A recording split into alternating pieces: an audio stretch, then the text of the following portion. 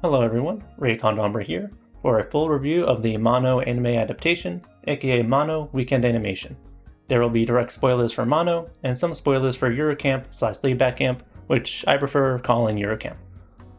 Mono is a good show if you're just looking for a funny, relaxing experience that gives you a look into many places and activities. It succeeds at being a good Iyashikei/healing show and a cute girls do cute things show. But I feel it has a big issue with cohesion that brings it down from being as great as it could have been, particularly as a hobby-focused series. I'll talk about the show in general and the many positives first, then get into the meat of why I think this show is a step down compared to its predecessor. After their school's photography and cinema clubs will have to shut down due to lack of members, the remaining members of these clubs, Amamiya, Shikishima, and Kiriyama, combine together into the Cinephoto Club. Through their efforts to do activities in this new club, the girls end up meeting the manga artist Akiyama and motorcyclist Komada. Together, these five go on adventures to have fun and make new memories throughout Japan. The manga is written and illustrated by Afro, who also wrote Eurocamp. You can tell Afro's style based on the very thick eyebrows. I'm a big fan of the eyebrows. I think it's both really cute and a distinct marker without being too in your face. I really love the tone and atmosphere of Afro's works. His goofy antics mixed with down-to-earth appreciation for the activities of daily life mixes perfectly. I think it really shows the strength of the source material that 3 different studios can adapt Afro's works, and all of them keep the tone, atmosphere, and style very well intact. I'll be making comparisons a lot to Eurocamp throughout this, as they are both very similar in content and vibes. They both want to provide you with a comfy, wholesome time, with most of the content centered around traveling and outdoor activities. Mono shares a lot of its themes with Eurocamp as well. Mono encourages you to follow your passions wholeheartedly and appreciate the beauty of the world around you. I believe my favorite single segment of the season is in episode 3, when they reach the top of a windy mountain after hitting up many scenic spots around the area. We get a lot of great cinematography and beautiful visuals, courtesy of the wind and the scenery. The truly special moment for me is when Amamiya is so enthralled by the beauty she is witnessing that she asks to stay longer even though it's about time for them to go. Instead of rushing to the next spot on their itinerary, she wanted to enjoy this wonderful moment in time until she was fully satisfied. This is the kind of peaceful, warm feeling that only Iyashikei can do well, in my opinion. Eurocamp excelled at this, and I was so glad to see that Mono could reach the same peaks as Eurocamp too. Mono feels very well balanced between embracing the beauty of the natural world, while also showing how modern technology, like their recording devices, can help you appreciate and enjoy nature. This too is just like Eurocamp and is excellent. In general, the show looks super great. The moments where we get to see the perspective of their camera or whatever can be especially neat to look at. And like with all shows that want you to think something is beautiful, it's necessary to actually portray that well with the visuals, which Mono absolutely does. This show, like Eurocamp, really makes you want to travel. It succeeds at promoting tourism, but it doesn't have the feeling of an advertisement. I don't feel like the characters go somewhere because someone paid for their spot to be portrayed as great. It feels like the characters are there because the creators thought that place is great, and that it would be able to fit well into the story.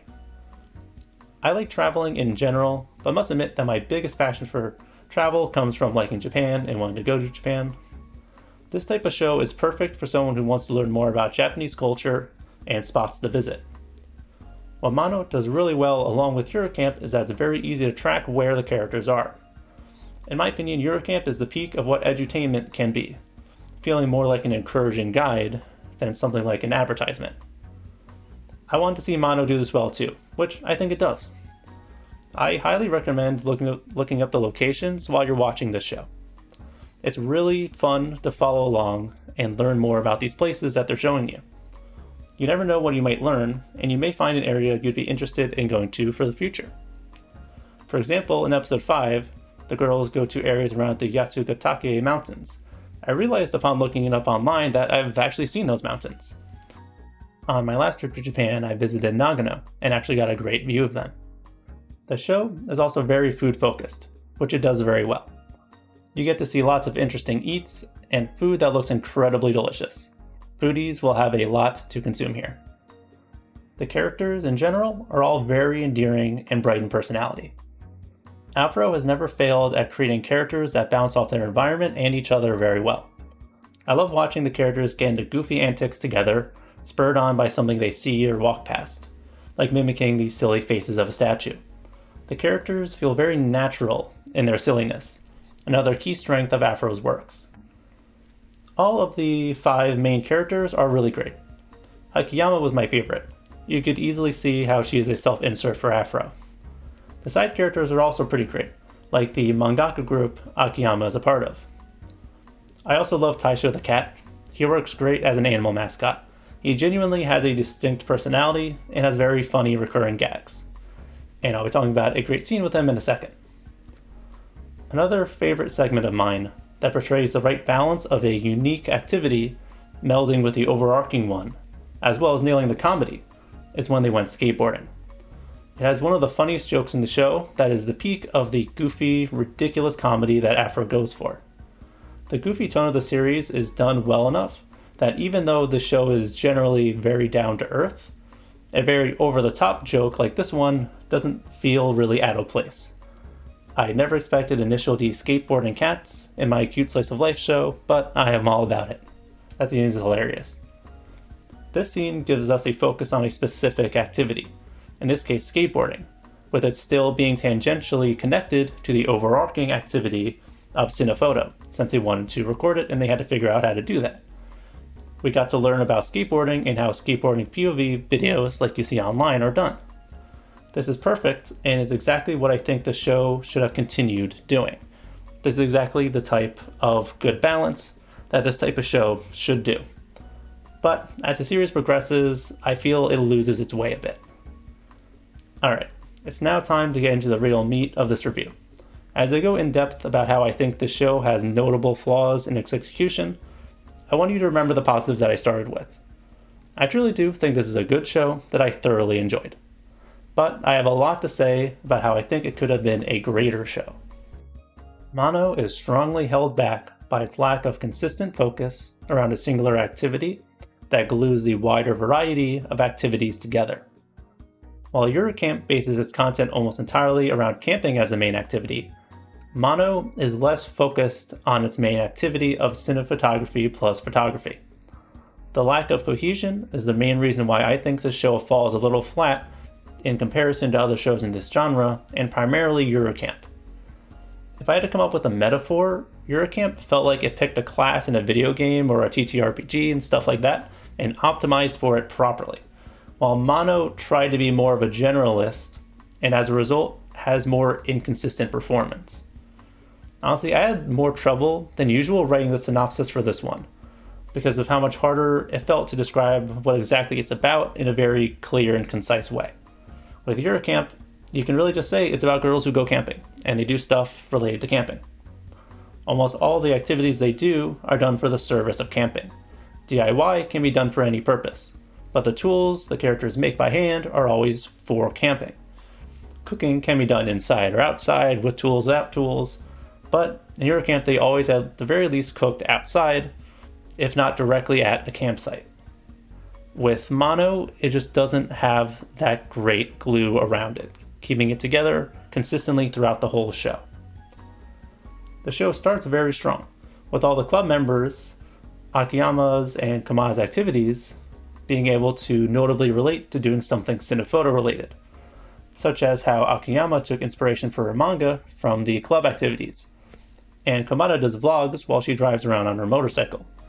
But then later, we got some segments where they just traveled or just ate food, giving at most like a quick selfie here and there, or something like that. As it goes on, Akiyama's desire for manga inspiration, that's the plot starter for many episodes, has less connection to the cinephoto stuff. Sadly, there are multiple segments like this where they're not bad in a vacuum, but don't accomplish much when put together in this story.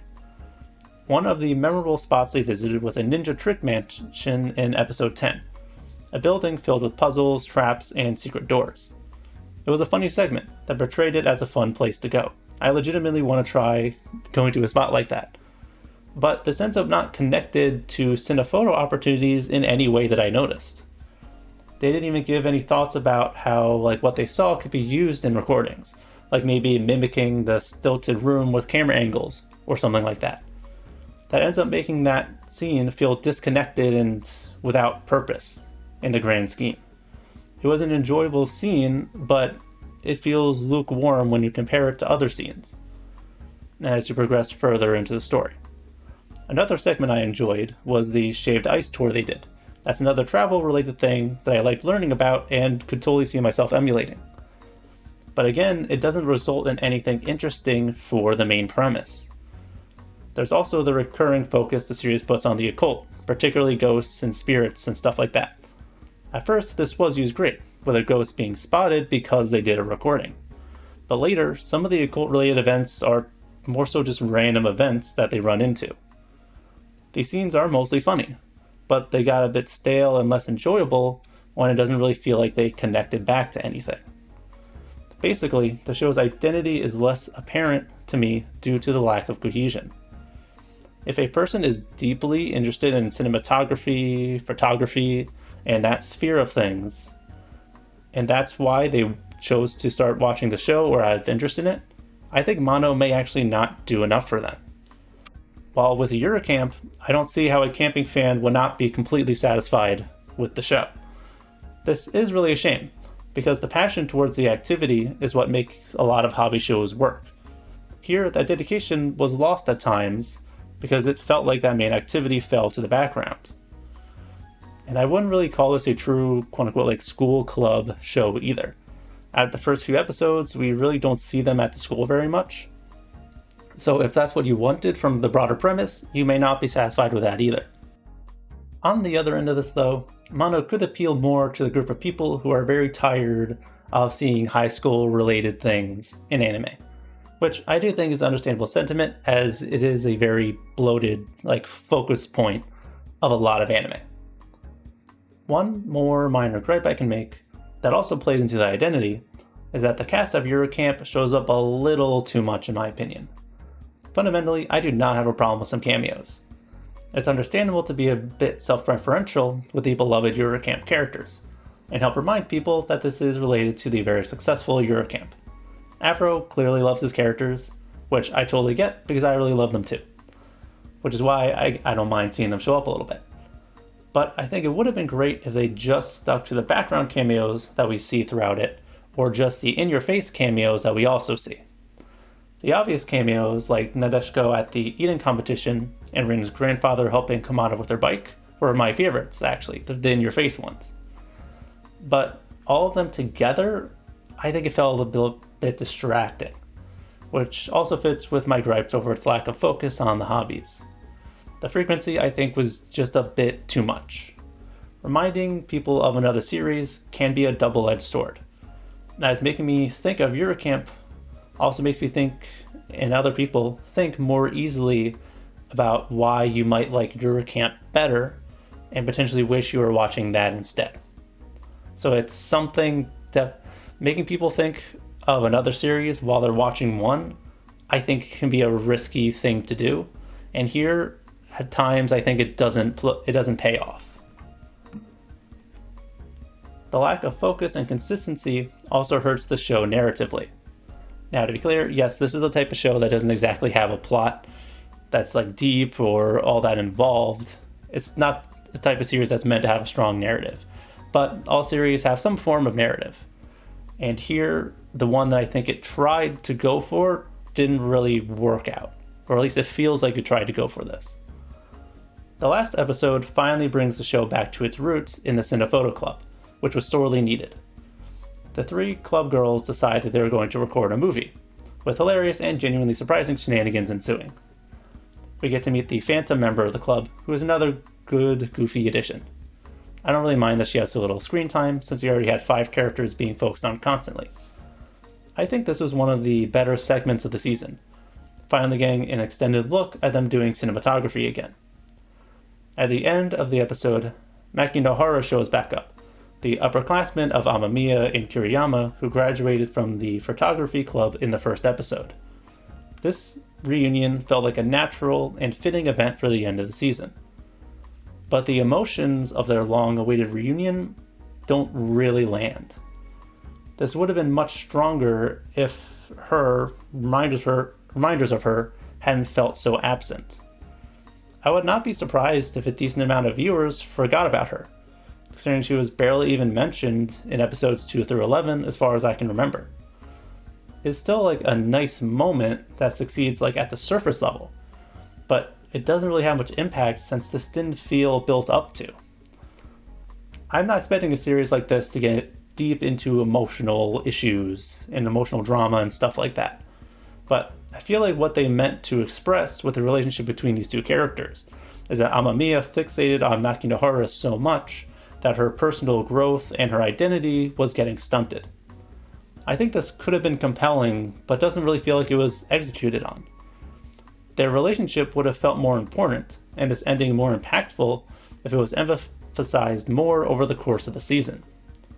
One of the threads I really like from Eurocamp is Rin's slow acceptance of group camping. What made that work is how we saw Rin grow to enjoy the influence of the main camping group slowly over the course of the story. Rin agreeing to join a big group camping trip was very satisfying because it felt well built up to. Sadly, Makinohara and Amamiya's reunion did not really feel like that. It is a scene that functionally works, but the substance I think just wasn't really there. And I do want to say that I am just talking about the anime here, to be clear. I'm not sure if the lack of cohesion is a result of pacing in the anime, like what they chose to adapt versus skip in the manga, or if this is an issue in the manga as well. And I do want to end this saying that having a variety of activities, I understand can give this series more mass appeal. And it's not like there's no cohesion at all. The manga drawings, the videos, and the photo taking can all be condensed under recording memories if you want to go that far.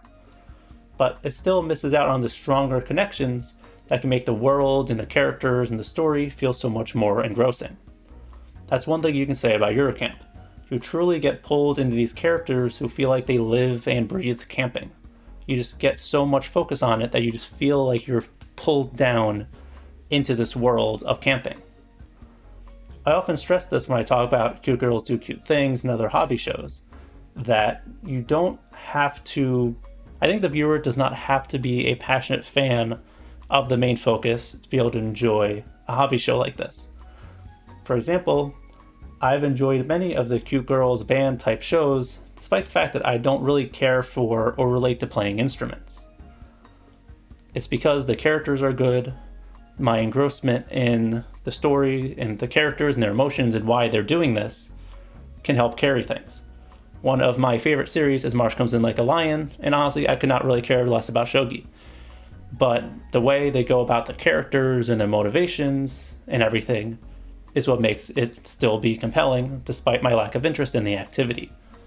Here, because of how it feels messier, I just don't think it drew me into this world as well as other shows have done. The show is still very enjoyable, don't get me wrong, but it just doesn't hit quite as well as others in these regards. In conclusion, I think Mono is a good show that had the potential to be a consistently great show. If Cute Girls Do Cute Things, entertainment, traveling, comedy, and good vibes are something you want, you can find them here. I think you'll be satisfied if you just want that simply. If you're someone like me who loves this type of show and will just gobble it up, I still thoroughly enjoyed it. But I cannot ignore the messy portrayal of its activities that holds it back from being as compelling of an experience as I know it could have been. With Eurocamp, I never really grew bored of the camping activities, but by the end of Mono, I think I was losing interest. I still recommend it to you if this kind of show is your thing. As I said, I'm a massive fan of these shows, and I can enjoy them even if they're a bit more flawed. But if you haven't seen Eurocamp, I would very much recommend it over this. And if you want a hobby show that goes deep into its primary hobby, there are other shows that will give you more depth. I like this show, and enjoyed the majority of it. But after it started so strong, I can't help but be disappointed that it lost its way in the middle. I have no regrets watching it, but I don't think I will check out the manga like I did for Eurocamp. Sorry if I brought up Eurocamp too much or gas it up too much, but I do hold it in very high regard. You can check out my video about Eurocamp if you want to see my in-depth thoughts on it. And I want to end off on reminding y'all that you can be genuinely supportive and appreciative of something, but also be critical of it. Feels like a lot of people's opinions nowadays are very extreme one way or the other. Love or hate, 100% or 0%, and that all criticism seeks to tear something down. That's not the case. Let's be nuanced and critical in how we approach things. Thank you very much for watching. Please like and subscribe if you've enjoyed, and check out my website, blog under a log, in the description, which has write-ups of pretty much all of my videos and some articles that have not made it to YouTube, such as my manga chapter reviews of Bocchi the Rock and some articles written by other people. I also have a Patreon if you'd like to financially support me, or as a free member, you can get updates on when I upload on my blog and here on my YouTube channel.